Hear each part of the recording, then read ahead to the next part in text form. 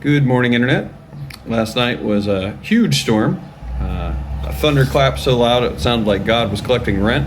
It was massive. It rained all night. I slept so hard I ended up with a crick in my neck and I have a little headache to pay for it, but that's okay. I also got the Wi-Fi installed yesterday, so we finally have high speed here.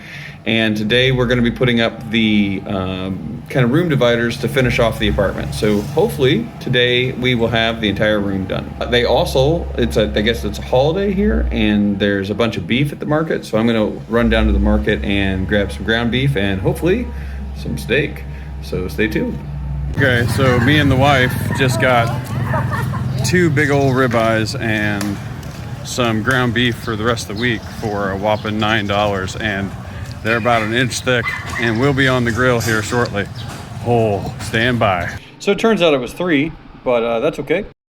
All right, Briar and August and gang, here we go. So, salt and pepper. You'll notice that there's a fissure in it where it's thin. So this one, I don't know if I can get like a full kind of medium out of it, because part of it's gonna cook kind of quick, but I'm gonna give it probably 2 minutes on each side. I tried to do one on the crucible a second ago, but it got so hot it turned it into jerky. But I unfortunately have 3 of these. Oh no! So I'm gonna take another crack at it here. So it's been about a minute and a half, 2 minutes. This thing burns really hot, and you can see that a lot of this meat is real dark, which means it's kind of tough. But I'm gonna flip this thing over. That looks nice. Give it a little bit of hot butter and oil. Give a little bit of pepper.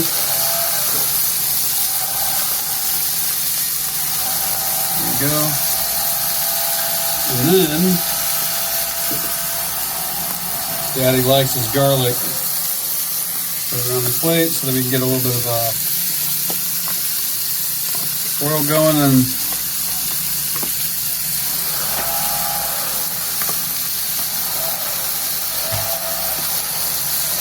just a little touch of butter. I already buttered the pan, but I'm gonna throw a little bit more in. Right there on the steak. Go ahead and hit it. All right, gentlemen, here is our final product. I think like a lot of the steak has kind of like a cut problem. As you can see, there's different thicknesses to it. And overall it looks glorious, but I think that the meat might be a little bit gamey because tough, because I'm not quite sure what part of the cow this came from. We didn't really have a choice of cut because they were cutting it off of the hock, as it were. But, meat is meat, and this looks delicious. So I'm going to clean this up and eat it. Oh yeah, that came out way better this time. So nice and medium. Now I think the meat's going to be a little tough because, like I said, I don't know what part of the cow it came from, and I doubt that we got the best cut. But I mean, bro, steak is steak, right? So me and Kay are about to dig in. All right, here's the scoop. It is a little tough, but first of all, I haven't had steak in a couple months, and second of all, I haven't had steak that's organic and wild and grain fed and just walks around being cattle and then doesn't get pasteurized and tastes delicious. That's real good.